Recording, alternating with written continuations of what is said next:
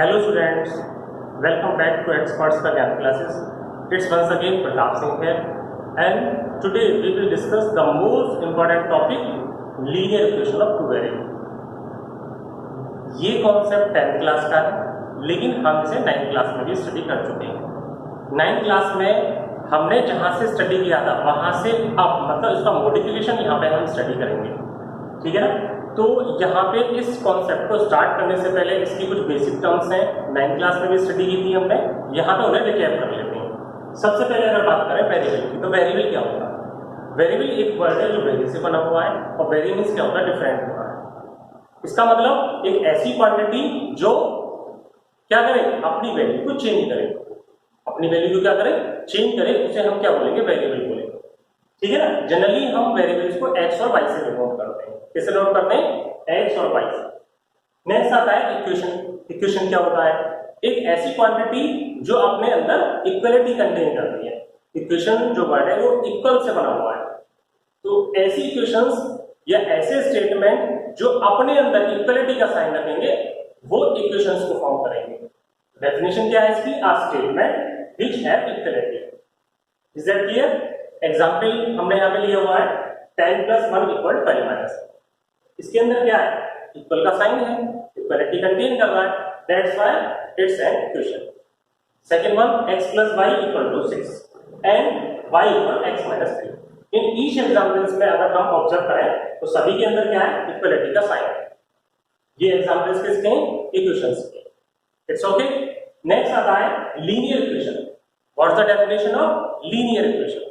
Linear means क्या होता है कि एक ऐसी इक्वेशन जो अपने अंदर वेरिएबल की हाईएस्ट पावर रखती है 1. Is that clear? An equation which have highest power of variable is 1. Variable तो होंगे उसमें, लेकिन वेरिएबल की जो हाईएस्ट पावर होगी, जो बड़ी से बड़ी पावर होगी, वो क्या होगी? 1 होगी. उसे हम क्या बोलेंगे? लीनियर इक्वेशन बोलेंगे. जैसे x + 4 = 2. तो यहाँ पे अगर x की बात करें तो x की पावर कितनी है?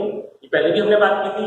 इसके ऊपर कुछ मार्क तो है नहीं, कोई नंबर तो लिखा हुआ नहीं है, लेकिन किसी नंबर के ऊपर अगर कुछ नहीं होता है तो उसे हम 1 कंसीडर करते हैं. तो इसका मतलब क्या है? इसकी पावर कितनी है? 1 है. तो ये कैसा है? ये linear equation of one variable का एग्जांपल है. Next 5x - 10 = 40. Is that clear? 5x - 10 = 40. तो इसमें भी वेरिएबल की पावर कितनी है?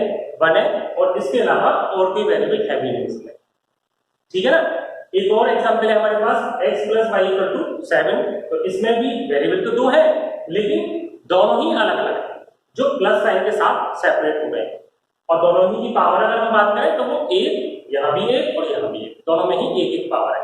तो ये भी क्या है? Linear equation. इसका एग्जांपल है लीनियर इक्वेशन का एग्जांपल है. ओके. नाउ अब हम बात करते हैं linear equation of one variable की. Linear equation of one variable क्या होता है? इसका मतलब क्या है कि एक ऐसी इक्वेशन जिसमें केवल एक ही वेरिएबल है, ठीक है ना. An equation which contains only one variable is called linear equation of one variable. Example x + 4 = 20. अगर हम इसे ऑब्जर्व करें तो इसमें कितने वेरिएबल है? केवल एक वेरिएबल है. इसलिए ये एग्जांपल है किसका? Linear equation of one variable का. One more example 2x/5 - 1 = 3. इसमें भी कितने वेरिएबल है? ओनली वन वेरिएबल है. इसलिए हम क्या बोलेंगे? इसे linear equation of one variable. Next हमारे पास आता है जनरल फॉर्म की बात करें या स्टैंडर्ड फॉर्म की बात करें, एक ही बात है. तो देन जनरल फॉर्म और standard form of linear equation of one variable. अगर कोई लीनियर इक्वेशन वन वेरिएबल है तो उसकी जनरल फॉर्म अगर हमसे लिखने के लिए आए या स्टैंडर्ड फॉर्म हमसे पूछे तो वो क्या होगी?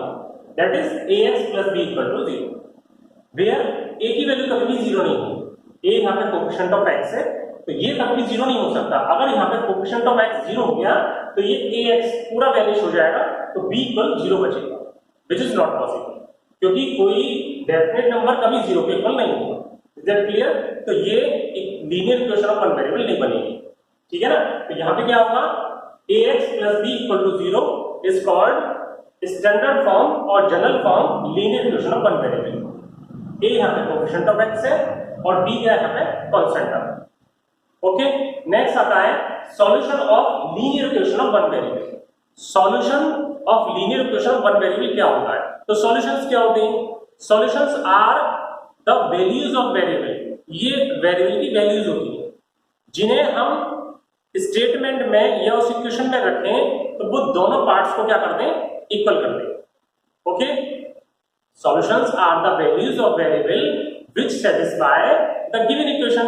जिस इक्वेशन से वो सॉल्यूशंस निकल के आते हैं उन सॉल्यूशंस को अगर हम वापस उस इक्वेशन में रख दें तो वो उसे क्या कर देंगे, उसे सेटिस्फाई कर देंगे, मींस उसके दोनों पार्ट्स को क्या कर देंगे, इक्वल कर देंगे।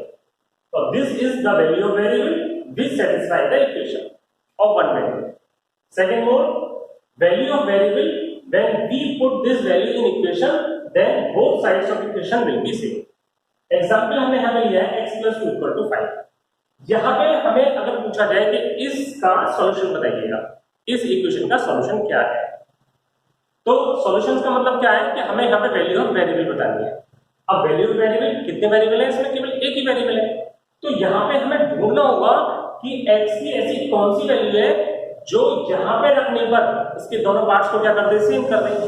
सपोज करो अगर मैं x की वैल्यू 0 रखूं, ठीक है ना, अगर मैं इसमें x की वैल्यू 0 रखूं तो ये इसकी लेफ्ट हैंड साइड है और ये इसकी राइट हैंड साइड है।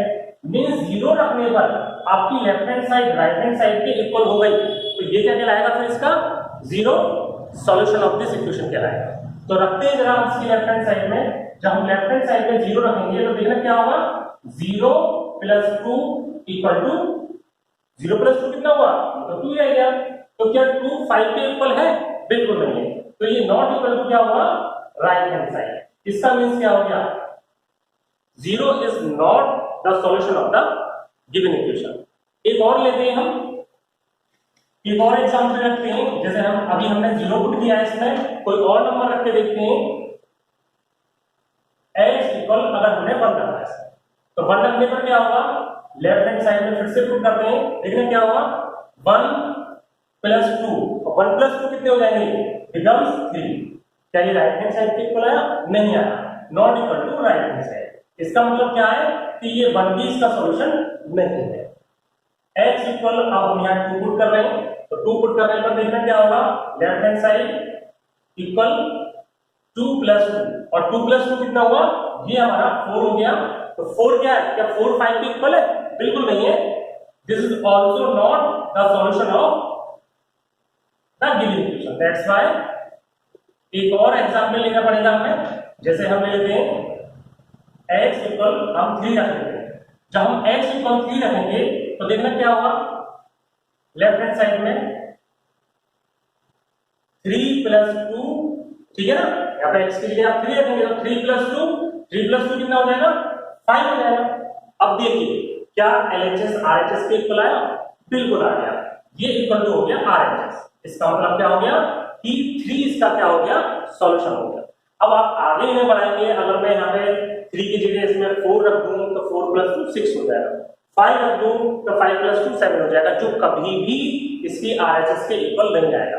तो इसके कितने सॉल्यूशन आए, केवल एक ही सॉल्यूशन आया, वो क्या हुआ, 3। तो यहाँ पे हम इसे राइट कर सकते हैं, x इक्वल टू 3 क्या is the only solution of equation x plus 2 equal to 5। x equal to 3 केवल इसका ओनली सॉल्यूशन है, समझ आया नहीं है।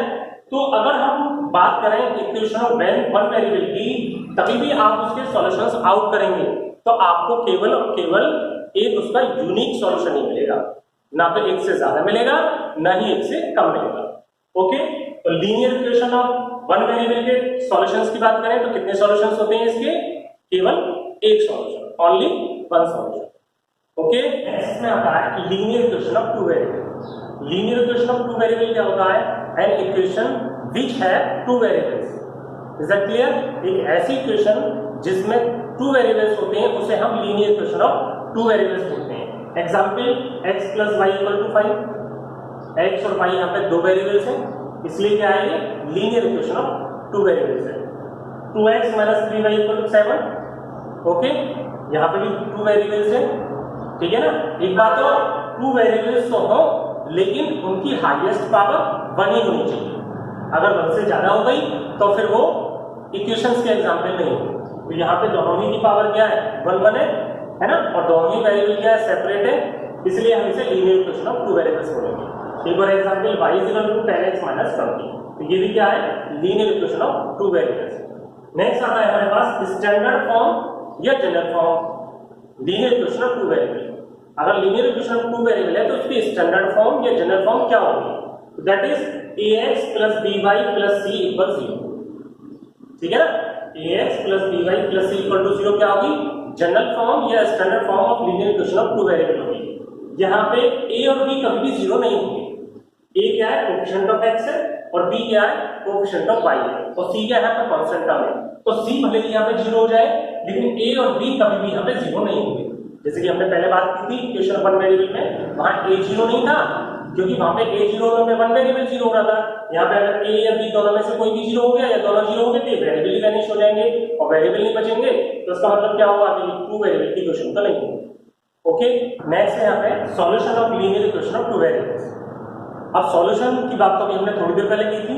सॉल्यूशंस क्या होते हैं, these are the values of variables which satisfy the given equation. ठीक है ना, तो ये तो वही होंगे। लेकिन अगर बात करें, एक हमने एग्जांपल लिया x + y = 5, तो इसमें वैल्यूज ऑफ वेरिएबल्स क्या होंगी, तो हम x की ऐसी कौन सी वैल्यू रखें, ये y की ऐसी कौन सी वैल्यू रखें जिन्हें रखने पर जब हम उनका प्लस करें, क्योंकि LHS में प्लस साइन से ऑपरेट है x और y, तो x और y को जब हम प्लस करें तो दोनों की वैल्यूज क्या आ जाए, 5 हो जाए। तो यहाँ पे बहुत सारी वैल्यूज हो सकती है, कोई एक वैल्यू नहीं होगी, बहुत सारी वैल्यूज हो सकती है।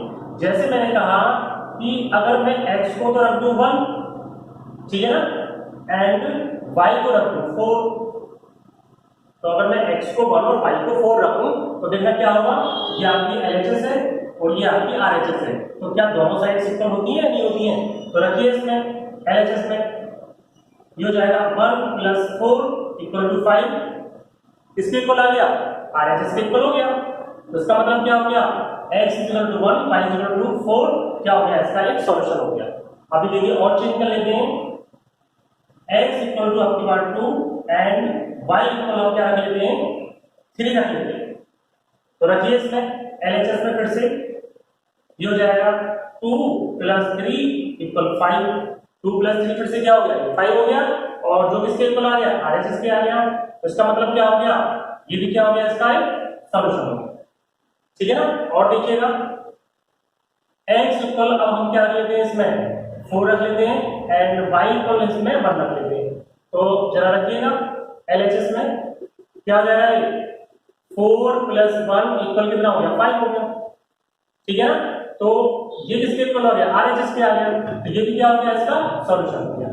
और चाहे आप और रख सकते हैं, x = 6 एंड y इक्वल हम -1 रख लेते हैं। तो LHS जब आप लेंगे ये क्या होगा, 6 और प्लस -1, तो क्या हो जाएगा, 6 प्लस माइनस कितने हो जाएंगे, -1, और 6 - 1 कितना हो जाएगा, 5 हो जाएगा। ये क्या हो गया, RHS के इक्वल। इसका मतलब क्या हो गया, ये भी इसका सॉल्यूशन हो गया। अब देखिए कितने सारे सॉल्यूशंस आ रहे हैं, इसका मतलब क्या है, इसमें तो आप जितने चाहें उतने सॉल्यूशंस निकाल सकते हैं, क्योंकि x और y दो ऐसे नंबर्स हैं जिनका सम 5 आ रहा है, और x और y कोई भी रियल वैल्यूज हो सकती है। तो यहाँ पे आप जब भी किन्हीं भी दो रियल वैल्यूज को ऑपरेट करेंगे, उनका सम अगर 5 आ रहा है, तो ऐसे तो बहुत सारे नंबर्स हो सकते हैं। इसका मतलब क्या है, क्या कोई इसका एक पार्टिकुलर सॉल्यूशन हो सकता है, अगर हम इसे ऑपरेट करना चाहें तो ये इस तरह से चलता ही रहेगा, चलता ही रहेगा, ये कहीं नहीं रुकने वाला है, समझ में आएंगे। इसलिए linear equation of two variables के जो सॉल्यूशंस होंगे वो क्या होंगे, वो इनफाइनाइटली मैनी सॉल्यूशंस होंगे। इस बात को ऐसे भी समझ सकते हैं कि अभी तो हमने ये हिट ट्रायल से निकाले थे, लेकिन आप इसे है ना स्टेप वाइज भी निकाल सकते हैं। जैसे हमारे पास क्या है, दो वेरिएबल्स है x और y = 5, तो यहाँ पे आप किसी एक को डिपेंडेंट, किसी एक को इंडिपेंडेंट बना सकते हैं। डिपेंडेंट हम जानते हैं जो किसी पे डिपेंड करे, ठीक है ना, और इंडिपेंडेंट तो हम सब जानते हैं इंडिपेंडेंट क्या होता है। तो डिपेंडेंट और इंडिपेंडेंट हम कैसे बनाएंगे, जिसे हम डिपेंडेंट बनाएंगे उस वेरिएबल को हम LHS में छोड़ेंगे, और जिसे इंडिपेंडेंट बनाएंगे उसे हम RHS में ले जाएंगे। तो जैसे सपोज करो हम y को बनाते हैं डिपेंडेंट और x को बनाते हैं इंडिपेंडेंट, इसका मतलब हमें x को उधर ट्रांसपोर्ट करना पड़ेगा, तो y = कितना हो जाएगा, 5 - x हो जाएगा। तो यहाँ पे x तो क्या हो गया आपका इंडिपेंडेंट वेरिएबल हो गया और y क्या हो गया, डिपेंडेंट वेरिएबल हो गया। मतलब y की वैल्यू डिपेंड करेगी किसकी वैल्यूज पर, x की वैल्यूज पर। तो आप x की वैल्यूज रखना शुरू कर दीजिएगा, y की वैल्यूज आपके पास आने शुरू हो जाएंगी, ठीक है ना। तो जैसे यहाँ पे हमने एक बड़ा सा बॉक्स बना लिया है, ठीक है ना, और यहाँ पे आप जितनी चाहे उतनी वैल्यूज निकाल सकते हैं, इन वैल्यूज को निकालने की कोई लिमिट नहीं है। तो ये हमारे पास x हो गया और ये फंक्शन हो गया y equal to 5 minus x, ठीक है ना। तो जैसे कि हम बात कर रहे थे, अगर मैं x की जगह 0 रख दूं, x की जगह क्या रख दूं इसमें 0, तो जब x की जगह 0 रखोगे तो क्या आ जाएगा 5 माइनस 0, और 5 माइनस 0 कितना होता है 5 होता है। इसका मतलब y की वैल्यू कितनी आएगी 5 आएगी, ठीक है ना। तो एक सॉल्यूशन तो ये हो गया 0,5। दूसरा अगर हम बात करें x की जगह 0 रख के अगर हम 1 रख दें तो देखना क्या हो जाएगा, ये जगह 5 माइनस 1, 5 माइनस 1 कितने होते हैं 4 आएगा, ठीक है ना। अगर हम x की वैल्यू 2 रख दें तो क्या हो जाएगा 5 माइनस 2, 5 माइनस 2 कितना हो जाएगा ये 3 हो जाएगा। तो हम फिर y की जगह क्या रख सकते हैं 3 रख सकते हैं। इसी तरह से अगर हम x की जगह जो चाहे वो वैल्यू कर सकते हैं, सपोज करो हमने 6 रख दिया, ठीक है ना, x की जगह क्या रख दिया 6 रख दिया, तो 5 माइनस 6, अब एक प्लस और एक माइनस तो माइनस होगा, लेकिन वैल्यू किसकी आएगी जो जिसका साइन क्या होगा ज्यादा होगा, ठीक है ना। इसका मतलब ज्यादा नंबर किस साइन का है, नेगेटिव साइन का है, तो इसका मतलब साइन किसका आएगा नेगेटिव आएगा। तो 5 माइनस 6 कितना हो जाएगा -1 हो जाएगा। ये तब हुआ जब हमने x की वैल्यू क्या रखी 6 रखी। तो इस तरह से आप अगर देखें ये वैल्यूज का कहीं भी एंड नहीं होगा, आप जितनी चाहे उतनी वैल्यूज निकाल सकते हैं। तो अगर हमारे पास single equation linear equation of one variable है, सिंगल का मतलब केवल एक ही इक्वेशन है, और linear equation of one variable है तो उसका तो केवल एक ही सॉल्यूशन था जो हमने पीछे पढ़ा था। लेकिन अगर सिंगल इक्वेशन है, linear equation of two variable है, तो उसके कितने सॉल्यूशंस होते हैं, इनफाइनाइटली मेनी सॉल्यूशंस होते हैं, ठीक है ना। तो linear equation of two variables की अगर बात करें तो इसके कितने सॉल्यूशंस होंगे, इसके होंगे इनफाइनाइटली मेनी सॉल्यूशन, ठीक है ना। कितने होंगे इनफाइनाइटली मेनी सॉल्यूशंस होंगे, ठीक है ना। तो ये था आपका linear equation of two variables, उसके सॉल्यूशन हम किस तरह से निकाल सकते हैं। अब आगे हम पढ़ेंगे linear equation of two variable तो होगा, लेकिन जब वो पेयर में आएगा, ठीक है ना। तो ये इसके अबाउट में हम आगे बढ़ेंगे। ये हमारे इस 10th क्लास का मोस्ट इंपॉर्टेंट कॉन्सेप्ट है कि जब आपको एक सिस्टम दिया गया हो linear equation of two variables का, तो आप उसके सॉल्यूशंस कैसे आउट करेंगे, ठीक है ना। सिंगल में तो मैंने आपको बता दिया, अब टू में हम स्टडी करेंगे नेक्स्ट क्लास में। तब तक के लिए बाय, ठीक है ना, सभी अपना ध्यान रखेंगे, गुड बाय।